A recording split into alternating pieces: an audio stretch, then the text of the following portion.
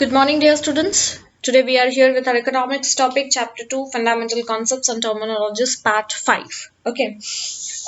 In last of the many parts, we have discussed all important terminologies of economics, and in last part we have discussed the factors of productions, right? So let's move further.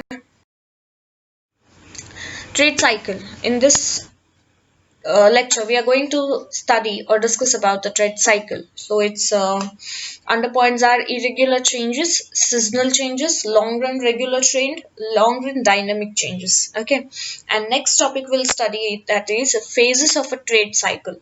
What are the phases? Boom or inflation, we can say, recession, depression, recovery. Let's start.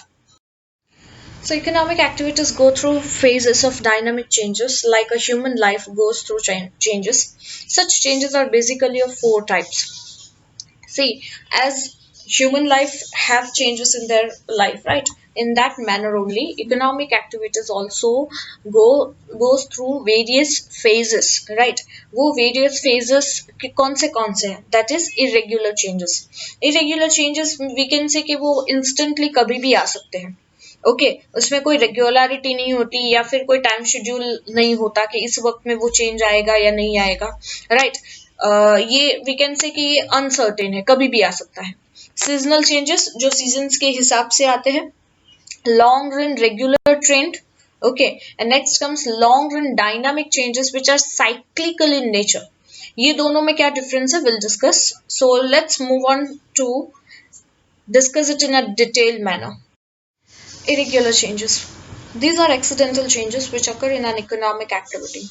जैसे मैंने पहले ही discuss किया कि ये सारे changes uncertain है there is no such regular time period और anything कि इस टाइम पीरियड के बाद ये चेंज आएगा और कब आ सकता है we never know that's why we call it as accidental change for example floods famine storms fires and so on so we can see कि रिसेंटली अभी हम जिस सिचुएशन में है कोविड-19 that is one of this accidental change ठीक है Such accidents impact an economic activity in short run and sometimes in the long run, right?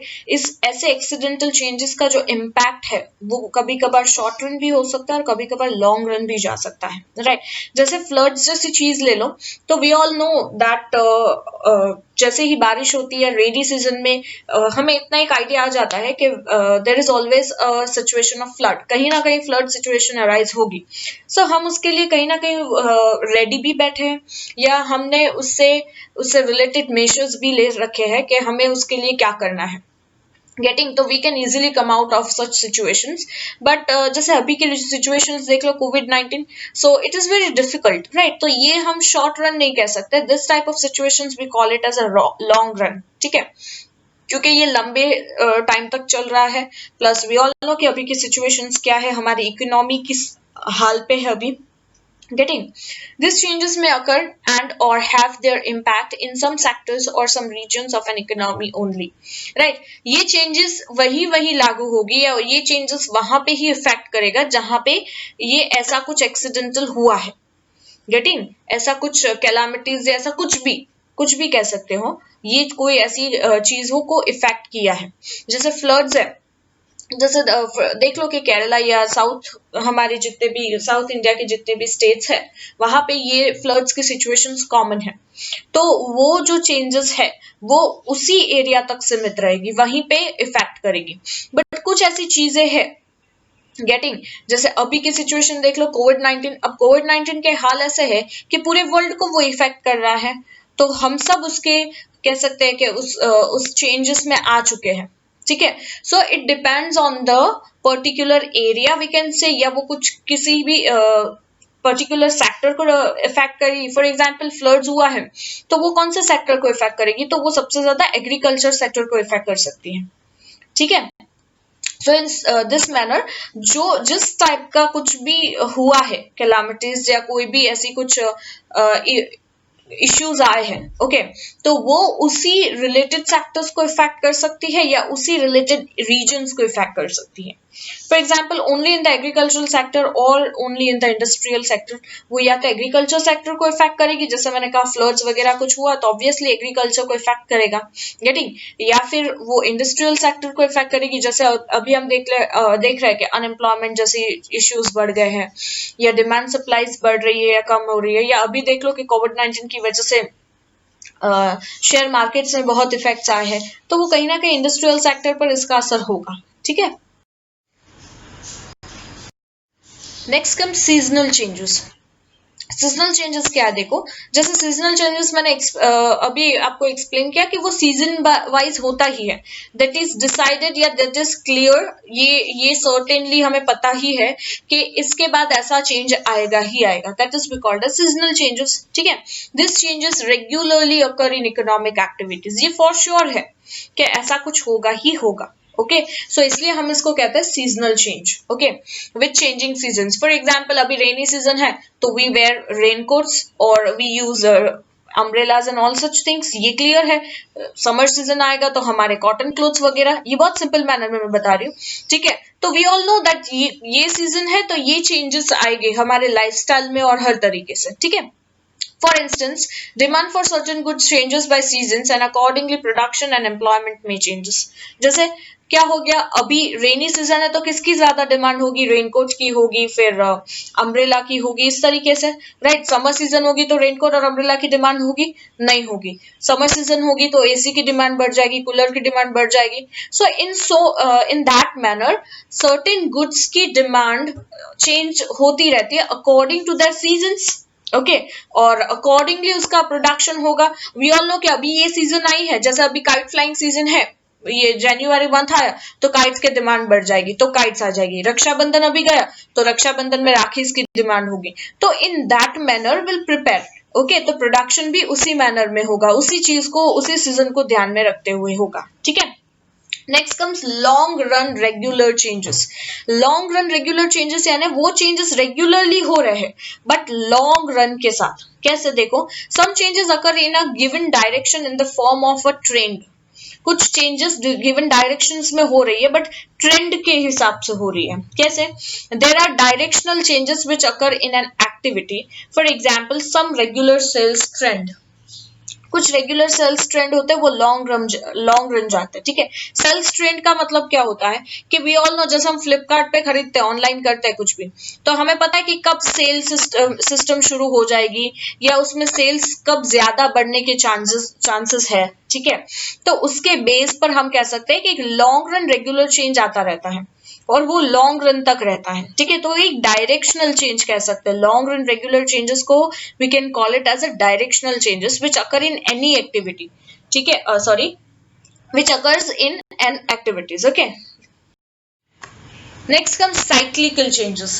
C cyclical changes क्या है, cyclical changes we can say कि this dynamic fluctuations arising in an economy over its long run growth leading to rise यानी upward swing in growth of economic activities and fall यानी downward swing are called trade cycles. cyclic activities में जैसे हमने first chapter में पढ़ा था कि diagrams के थ्रू हम इसको जस्टिफाई कर सकते हैं। तो जब भी कोई भी जो स्लोप है हमारा अपवर्ड स्विंग में जा रहा हो या डाउनवर्ड स्विंग में जा रहा हो तो अकॉर्डिंग दैट फ्लक्चुएशंस कम, एक डायनामिक फ्लक्चुएशंस आएगा, या तो इकोनॉमी बहुत ऊपर जाएगी लॉन्ग रन के लिए या तो इकोनॉमी बहुत नीचे जाएगी शॉर्ट रन के लिए, ठीक है। सो इट डिपेंड्स, बट यहाँ पे हम लॉन्ग रन की ही बात कर रहे हैं, ठीक है। लॉन्ग रन ग्रोथ या वो अपवर्ड स्विंग में जा सकता है, राइट, या फिर वो लॉन्ग रन लॉन्ग टाइम के लिए वो डाउनवर्ड स्विंग में भी जा सकता है।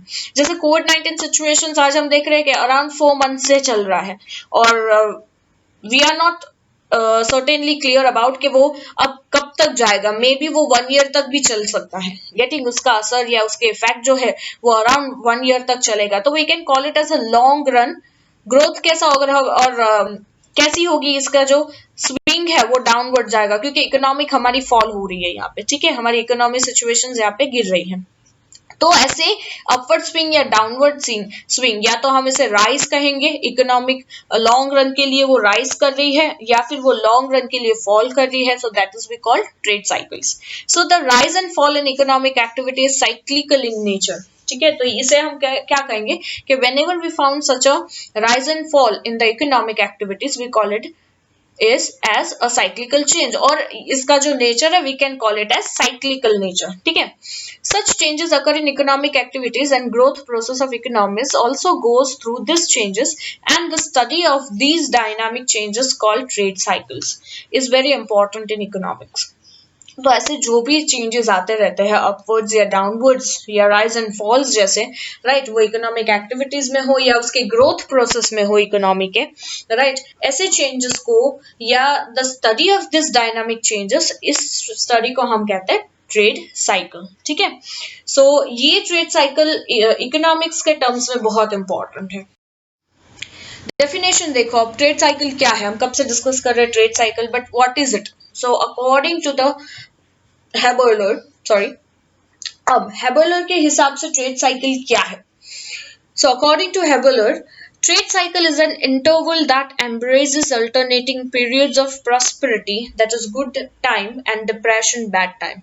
ट्रेड साइकिल एक ऐसा इंटरवल है, जैसे हम मूवी देखते हैं तो बीच में एक इंटरवल आता है, राइट? तो हम मूवी को कैसे डिवाइड करते हैं, एक में क्लाइमैक्स है, हम कहते हैं क्लाइमैक्स आएगा, राइट? सो स्लो मूवी है, फर्स्ट हाफ स्लो है, फास्ट है, क्या है, हमें फर्स्ट हाफ से जज करना है, राइट? फिर interval and then after climax and in that manner. तो वैसे ही ट्रेड साइकिल एक इंटरवल जैसा है, राइट, जिसमें दो अल्टरनेटिंग पीरियड्स आ सकते हैं. या तो वो प्रॉस्पेरिटी हो सकता है या तो वो डिप्रेशन हो सकता है, राइट? ट्रेड साइकिल दो मैनर में डिवाइड हो सकती है, या तो वो गुड टाइम्स लाएगा या तो वो बैड टाइम्स लाएगा. अभी क्या ला रहा है? डिप्रेशन ला रहा है, अभी प्रॉस्पेरिटी नहीं ला रहा. ठीक है, so according to how trade, वो क्या कहते हैं, trade cycles are continuous phases of good and bad changes occurring in the economy.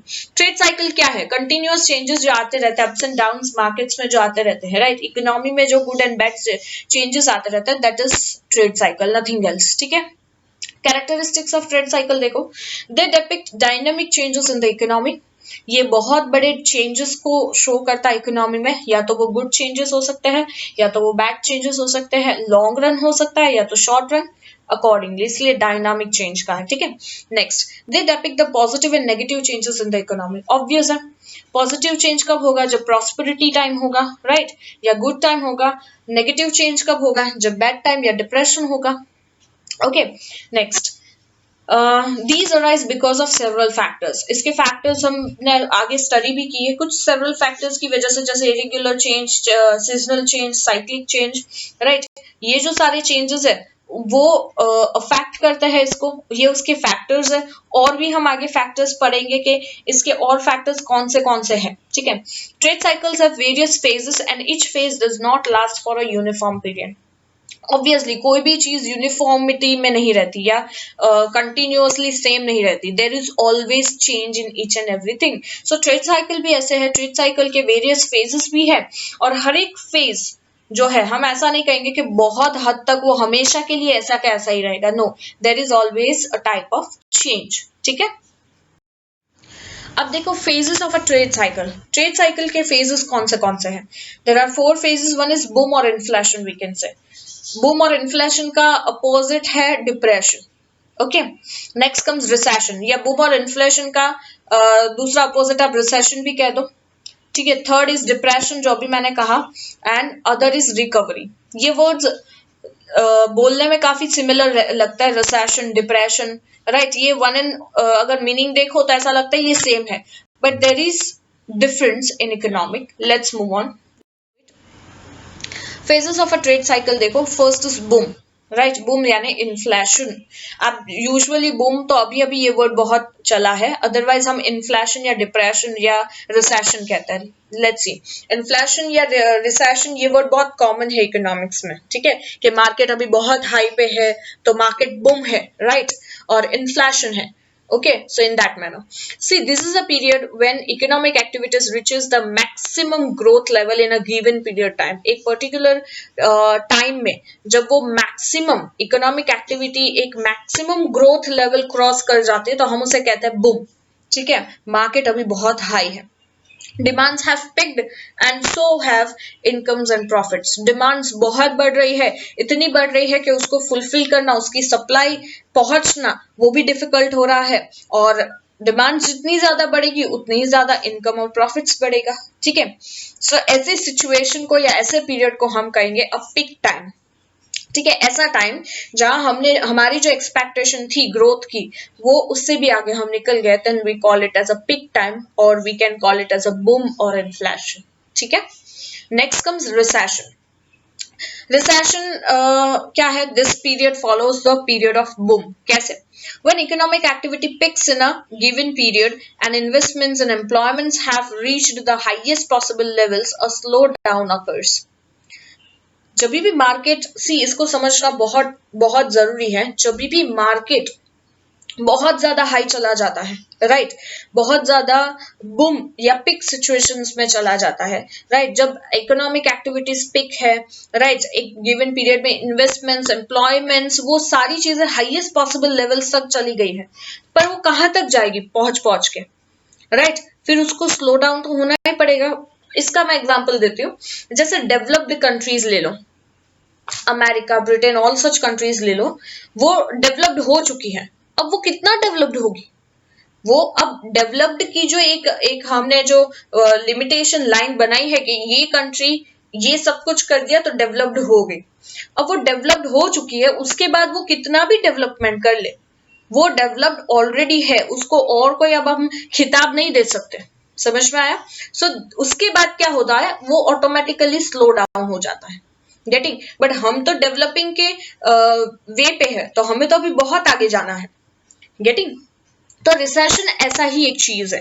Recession क्या है कि जब बहुत इन्वेस्टमेंट्स बढ़ जाते हैं, एम्प्लॉयमेंट बढ़ जाता है, सब कुछ आगे बहुत एक पॉसिबल लेवल तक चला जाता है, उसके बाद उसको कहीं ना कहीं जाके अटकना होता है और वहां वो स्लो डाउन होना पड़ता है उसे, तो ही वो क्या होगा, बैलेंस हो पाएगा, वरना वो बैलेंस बिगड़ जाएगा। सी, कोई भी चीज एक्सेसिव हो तो भी वो खराब है। जैसे रेनफॉल हमें चाहिए कितनी, जितनी होनी चाहिए, अगर एक्सेसिव रेनफॉल हो तो भी वो एग्रीकल्चर को बर्बाद कर देगी, अगर बिल्कुल ना हो तो भी बर्बाद कर देगी। सो इन सेम मैनर इन्फ्लेशन या बूम जैसी चीज अच्छी है, बट वो जब ओवर लिमिट हो जाती है तो उसे स्लो डाउन होना ही पड़ता है, तो रिसेशन आ जाता है।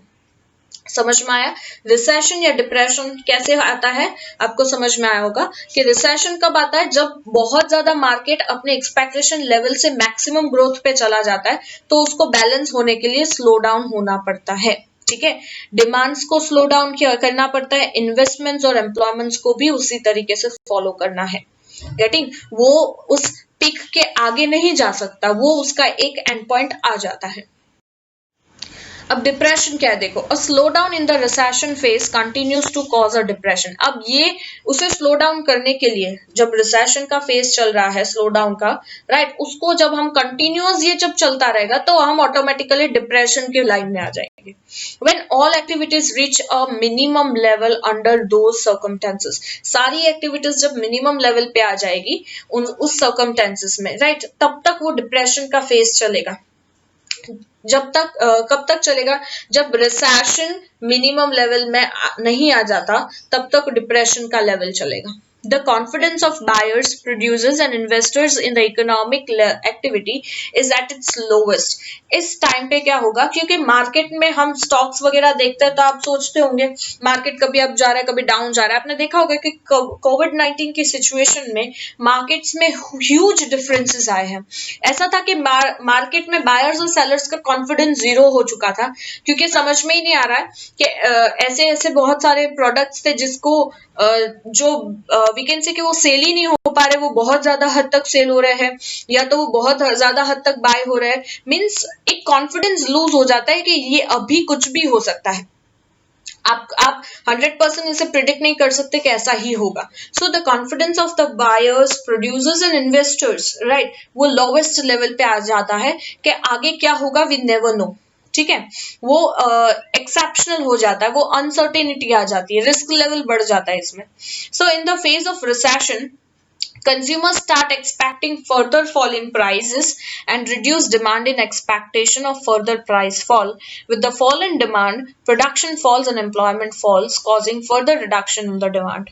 See, ये समझना बहुत इंपॉर्टेंट है. जब भी रिसेशन का फेज आता है, रिसेशन में क्या होता है कि सब कुछ बहुत ही हाईएस्ट लेवल पे जा रहा था पहले.